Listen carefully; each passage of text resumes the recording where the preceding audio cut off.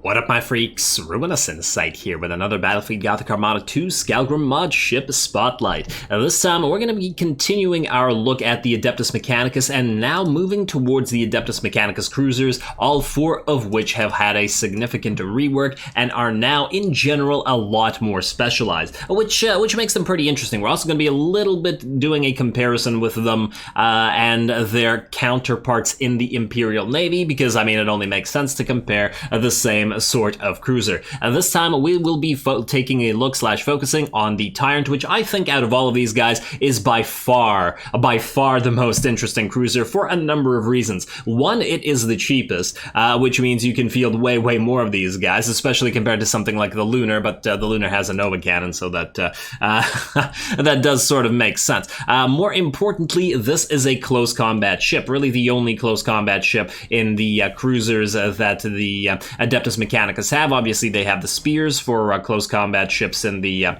light cruisers. It really bothers me how it goes spear, Tyrant, but then the Spartan is down here instead of up here. I wish that they were in a row with each other, especially because the Spartan is cheaper than the Cetacean, and then these guys would be by cost. But then, to be fair, these guys aren't by cost, so yeah, because the spear is the most expensive. But anyway, none of that really matters. Just something I noticed is completely pointless. Anyway, Tyrant has access to exceptional troop efficiency, which is the only cruiser that has that for the Adeptus Mechanicus, similar to the Spear and similar to the Spartan. All three of these have the exceptional troops line. Also, the Adeptus Mechanicus are not generally known for their troop efficiency. They are all poor, aka trash troops, and are not really able to dish out any kind of good damage. Conversely, the Tyrant, and the others, but we're talking about the Tyrant right now.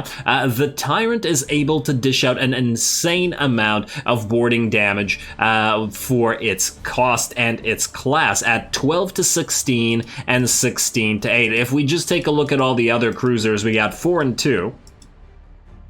2 on 1 on the non-melee light cruiser, or non-close combat light cruiser, and then most of the other ships are 6 and 4, and even the Fabricator Arctominus is 6 and 4 and all that stuff. Of course, you have to remember that bigger classes have more assault actions per boarding action. The Tyrant, being a cruiser, will only have 4, but that's definitely something to consider. It's a lot of boarding damage for a fairly low cost investment. I also want to point out that 12 to 16 and 6 to 8 is more troop...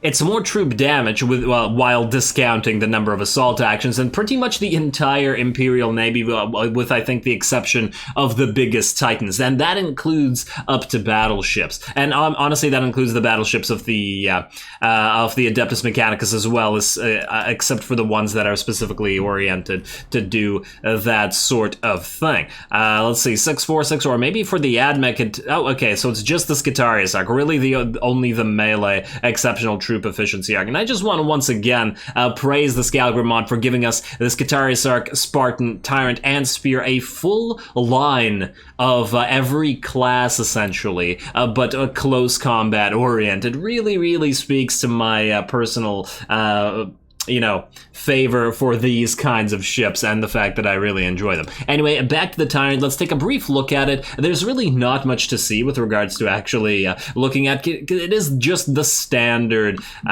cruiser that you've got going on for the Adeptus Mechanicus. We've all seen it before. It is, of course, a pretty ship, but it is the standard vanilla sort of ship. All the cruisers are based on the same chassis. If we look at them like this, see, they all just change their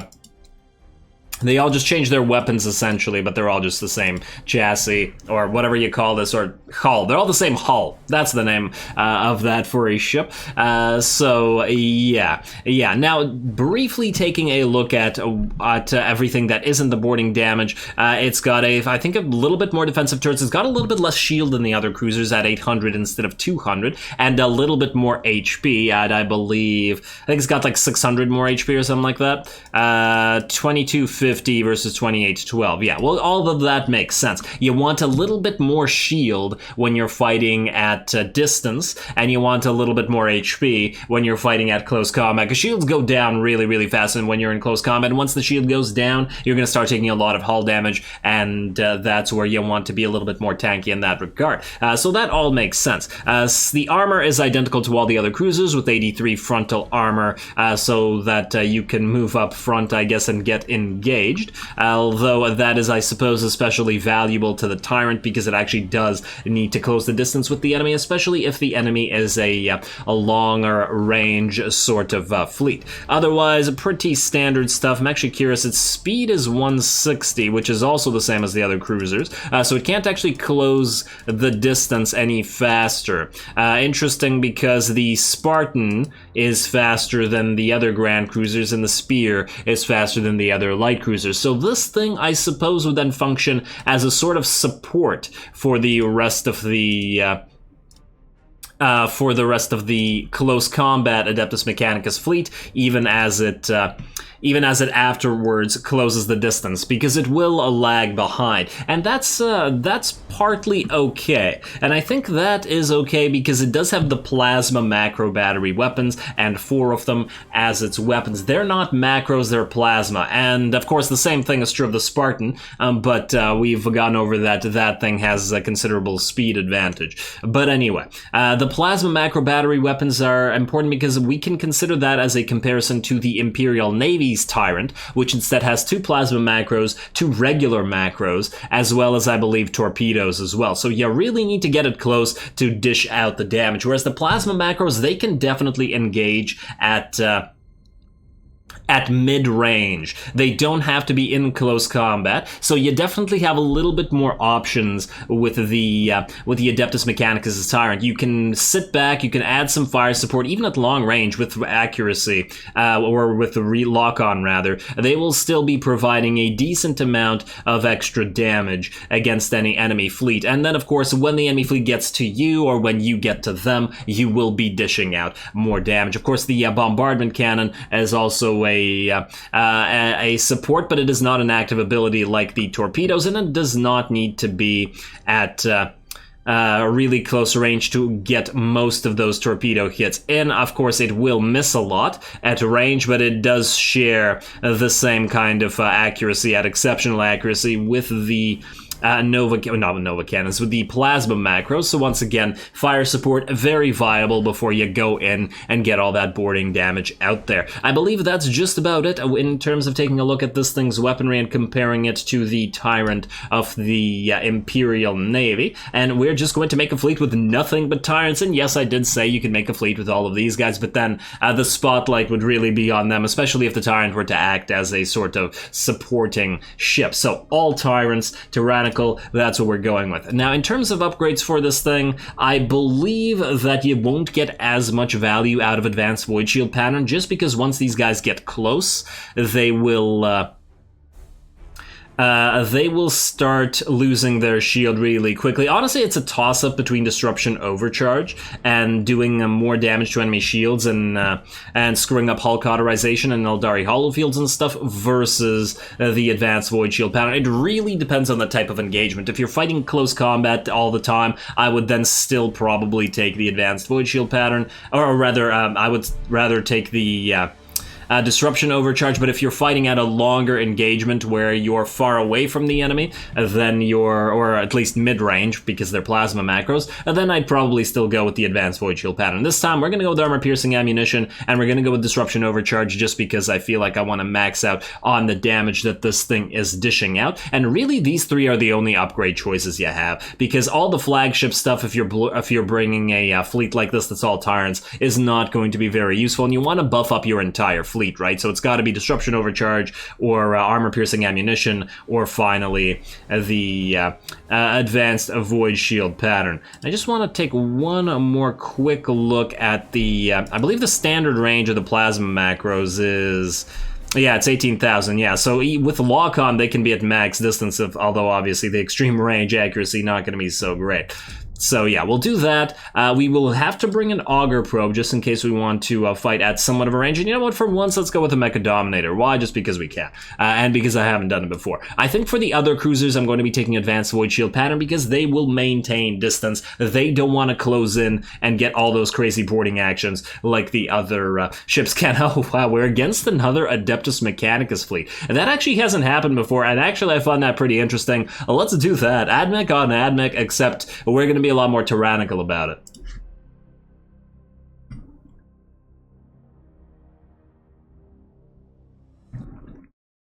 I like the idea of these ships being a lot more specialized within their specific role because the Imperial Navy, by comparison, and its less specialization, is more of a jack-of-all-trades sort of faction. That's what they're supposed to be. So it does make sense that their ships do follow that sort of doctrine. Anyway, we do have a bunch of escorts with us as well, mostly to identify the enemy and take hits. I did say that we will still be wanting to do some damage at a distance. We're going to start off not at lock-on, but at brace, just in case the enemy brought a ton of carriers. We could see a couple Mars-class carriers, and that would obviously be kind of dangerous for us. Oh, did I not make you Group 1? I did not make you Group 1. Group 1. Alrighty, and we're going to, on the bright side, be able to primarily let these guys do their own thing. Alright, here we go. Escorts. Now you guys, in fact, maybe we can make you Group 3. Oh. 1, and then, yeah, you Group 3. And then you guys set up right maybe past this little debris field that we have here. And I'm going to tell them to at least pepper the enemy while they're dealing with our escorts. Sorry, escorts. I have a habit of not treating you well, but what can you do? Alright, and we do have some carriers on the way, which is why I did say I wanted to set you guys up in brace, and here we go. Nice little cruiser fleet, and this is a lot more realistic, as I've said before, for I think I said that in Skirmish, but I've said it before various times. It's a lot more realistic for a fleet. Maybe they'd have a Grand Cruiser with them or something like that, but they'd also have probably a ton of escorts with them. But you normally in battle groups wouldn't be seeing like 20 battleships and nothing else, so it's ridiculous.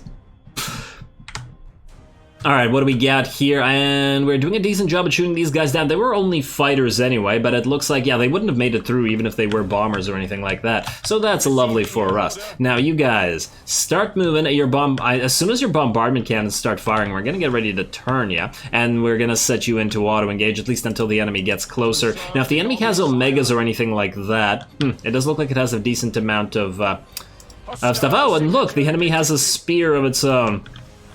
And I really enjoyed using the spear, especially in light battles or light fleet leadership. Not a crazy amount, it's always fun. And they have a regular Arc Mechanicus out there, so we do have to watch out for enemy Novas. You guys almost ready to move in and turn. Switch to lock-on, please. Your bombardment cannons should almost be in range, and here we go. Looks like the enemy's firing at us. Identify some of them. You move forward if you can, and I probably should have set you guys to brace or something like that. Are you gonna get hit by that Nova?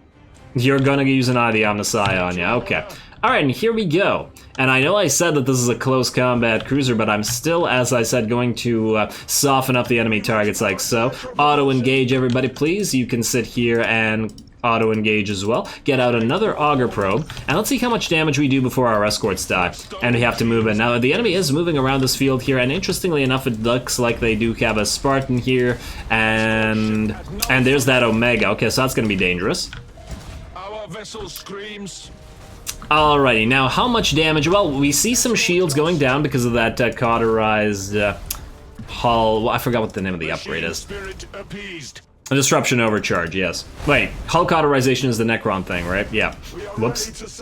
Close enough. Alright, well, at least some of their escorts will go down. We're gonna definitely trade escorts here. Not doing a crazy amount of damage with our plasma macros at this distance, but we'll definitely be able to soften up a few of the enemy ships, especially if we say make you a #1 target and make you a #1 target. Both of the spears.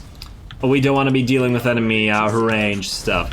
And there we go. If we could cripple all of your engines while we're at it, that'd be swell. I'm not going to be using Mecha Dominator, but we will be saving that. Alrighty, and we are just about done with our escorts, and the enemy will probably have to approach us, but they will at least lose a few of their light cruisers. Your engines are done, so you're going to be out of the picture soon. And oh, I did not see that. I was watching the fight. Well then, is that an IVM Messiah? No, it's a regular Nova Cannon. That's actually good for us. You switch to lock on as well, please. And as soon as I think this ship is done, we're gonna move forward. In fact, wait, maybe we want to move forward before we start losing, before we start taking crits, so let's just do that right now. In fact, I think this light cruiser is done anyway, and you turn your prow so that you don't get damaged. Gonna get some boarding actions out there, but that's not gonna matter too much because we're AdMech and they're AdMech. And then you guys move in, get ready to switch to reload as well. Some of you are gonna, you know, you're not going to, this is gonna hurt. But at least as they close the distance, you can't go beyond the side, please, and then slow down compared to everybody else because you're already so damaged. And we just want to get in the middle of this, take out that, take out those scary ships, essentially. Take out that Omega and all that sort of stuff. And hello, Mr. Admiral. You're about to get boarded by a bunch of very, very heavily damage-dealing cruisers. All right, you guys get in on this. Yeah, board us back. That's cute. It's cute. You, move in. You guys, get ready to switch to reload. We're almost there. In fact, this thing I think is going to get ripped apart. What kind of cruiser are you? You're a lunar.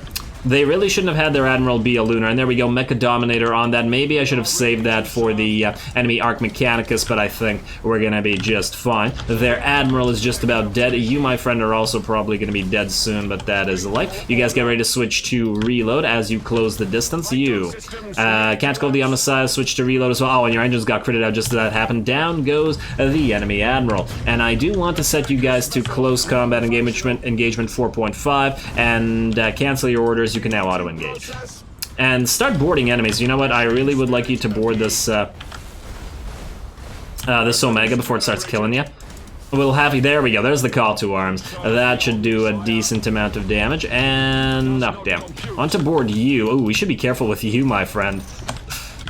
All right, how are we looking here? You maybe move away over here before you get too wrecked. Everybody else, I think, can switch to reload now and cancel order, except you. And there we are. They can do their own thing now. Rip apart the enemy ranged fleet with our close combat sort of macro stuff. Or plasma macros in this case, but still. At least this way, we get a lot of benefit out of being in the middle of the enemy fleet, because well, at least we had until we destroyed everything that was over here. Doing pretty good thus far. You're mutinying, my friend. In fact, maybe we move you up and rally. We can actually range you with the rally from here. Repair as best you can. Cancel order. Keep doing your own thing. Everybody else, you just stay where you are. Stay where you are. Let the rest of the cruisers take care of business here. And as soon as they get close enough, they can boarding action the enemy. In fact, if we could take the Spartan out. Oh, and there's a little comparison that I forgot to do. I think one of the main things when you're deciding whether you want to take a Tyrant in your fleet is deciding on whether you want to take a... Hey, guys, what the hell are you doing? This guy can't move. Okay, maybe the AI doesn't recognize that.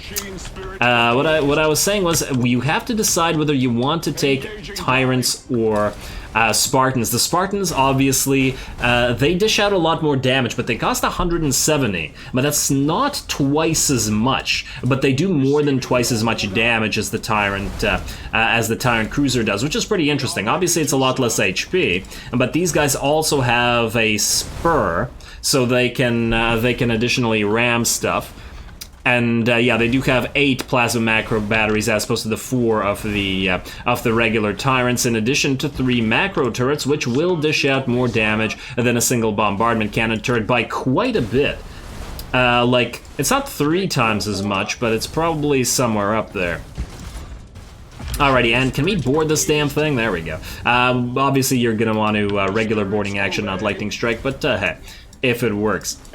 And are you close enough to Mecha Dominator this thing? Its deck has not been destroyed, so unfortunately not. And I think this is the last of the enemies here. There we go. And I mean, we were always going to win this against another AdMech fleet that was not focused on close combat range, because once, especially with a smaller battle, it always makes sense. We're gonna try another battle, of course. Maybe the Orcs? The Orcs. probably pretty vulnerable towards the orcs. Because basically the orcs are the Tyranids, but I tend to, you know, face the Tyranids in a one looking for enemy close combat, and I just want to try against the orcs for once. So yeah, let's do it one more time. And the thing I was trying to say there was when it's a smaller fleet action, like 1,200 points, and not the massive fleet battle, when your melee ships close with ranged ships, and they haven't taken an insane amount of damage, obviously you're in a really good position. On one more battle for the Tyrant showcase. Here we go. All cruisers once again. I'm really curious to see how these guys would perform against a bunch of Mega Rocks, for example, which can dish out a crazy amount of damage at close combat. But of course, because we once again have the plasma macros, we would be able to stay away from the enemy rocks and actually snipe them from a distance as well,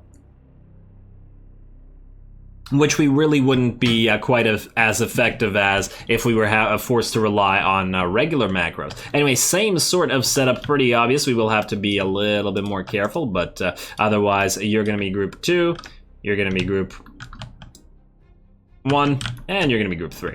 There we go. Everybody go into brace. So you guys go into running silent for now, I suppose. Ready, up, and go. Not going to change the upgrades as well. Not seeing any Titans out here, which I kind of like in this particular situation, because we can fight small ships on small ships. Although I would have liked to have seen them destroy a Titan. We did see them destroy an Arc Mechanicus, so, they got it. They got it. All right, now you, my friend, are going to auger probe out here. Once again, it looks like they're launching four bits of ordnance, or sets of ordnance. I don't know what to call it. Flights? 4 flights. Go with that. Or would a single group be a single flight? I don't know. It doesn't matter. Alrighty, and once those are shot down, we're just going to go into lock-on. The enemy does not have enough carriers to actually make this, to make our lives difficult here, so I'm not going to be super concerned about that. You guys keep moving forward. I do, once again, I want you to soften up the enemy. Same sort of strategy. And maybe a little bit more than last time as well. Alrighty, as soon as those fighters are done, and they should die fairly fast, because they are merely Orky fighters. And we're almost there. Everybody switch to lock-on.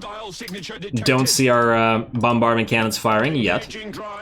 And it's a bombardment cannon turret, right? So it can fire in any direction. There we go. First bombardment cannons are going in. They are going to miss. Oh, wait, that one might hit. Hey, there we go. That one hit. Very nice. Lovely. And you guys position yourselves and then get ready to turn and start softening up the enemy. The spirits obey. The orcs are slow, but ooh, hello, they got an heavy Rama here, they've got an heavy Zappa, and they've got a Boomflinger. So Torps, Zaps, and big old gunny Rami ship. Yes, gunny. It's a word. Brace for impact. And then you guys now are ready to turn, start getting those plasma macros, and hello, enemy workship. You got real close, didn't you? Ooh, you're gonna get a ram on us, but you're not. You're gonna get ripped apart, buddy. You're gonna get absolutely ripped apart and boarded. And you actually turned the ship in such a way that it's not too bad. Now you guys can't move, you're going to auto-engage enemy ships here. This ship is also called to arms. Let's try to destroy that deck. And it is already badly damaged. Down goes the deck already. Look at that troop damage. It's one takes... Oh, it isn't called to arms, damn. Alright, scuttle, if you can. Nah, they're just gonna explode. It's fine. The escorts are supposed to distract here, but look, at a distance we've already destroyed a couple smaller ships, which is lovely for us. Let's get another one of these going.